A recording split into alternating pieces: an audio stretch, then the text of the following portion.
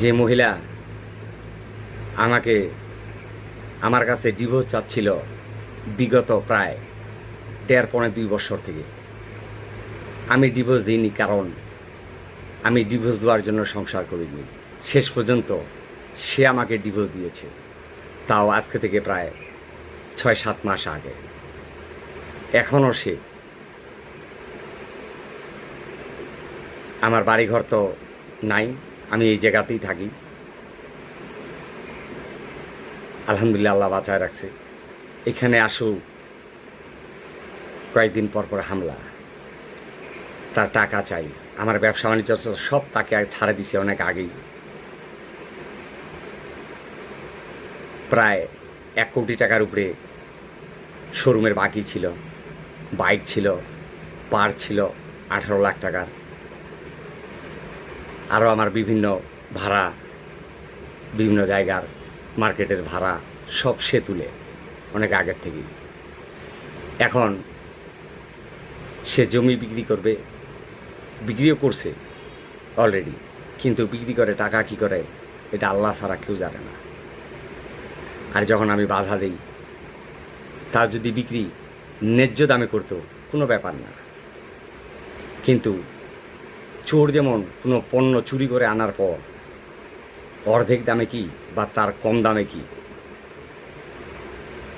যা আসে তাই লাভ, ঠিক এরকম দামে জমিগুলো বিক্রি করতেছে। আমি বাধা দিলেই এইখানে আসে হামলা আর এইরকম ব্যবহার। আমার জন্য দোয়া রাখবেন, আমি যেন তাড়াতাড়ি মারা যাই। আসসালামু আলাইকুম। আমি জানতে একটা তুলে আনতাম, হবে ওগুলো নিয়ে আসছিল। 2 দিন আগে ওই মুসলিম পড়াইছিল, খুলে ফেলে দিচ্ছে মুসলিম রাখিতেন।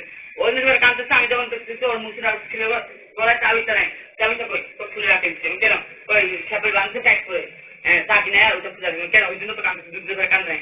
আমার ঘর আমি আসলাম, তাকি ভাই আমাদের তাকে আছে, তাকি ভাই আমি ওগুলো খাচ্ছি ওখানে বসে বসে, ওগুলো পিস দিয়ে কাটবো, খাচ্ছি বসে বসে বিছানা আছে ওখানে। আমি আসছি, টাকিটা কাটলাম, কাটা ওগুলো বুঝছে না দিলে কাটলাম, কাটাতে ডায়ের গলায় করাইছে। এই মাথা তোর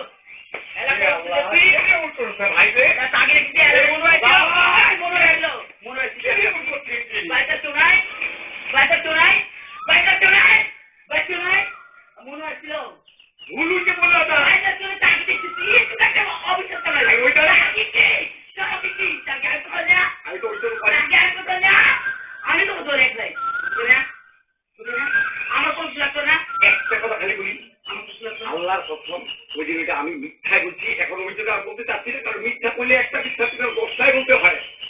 আমি কয়েকটা আল্লাহর প্রথম আমি ওদের মুক্তি খুঁজতে বাইরে হয়ে গেছি যে একটা বিরাট ওষুধ এইটা কতকে সত্যি বলতেছি।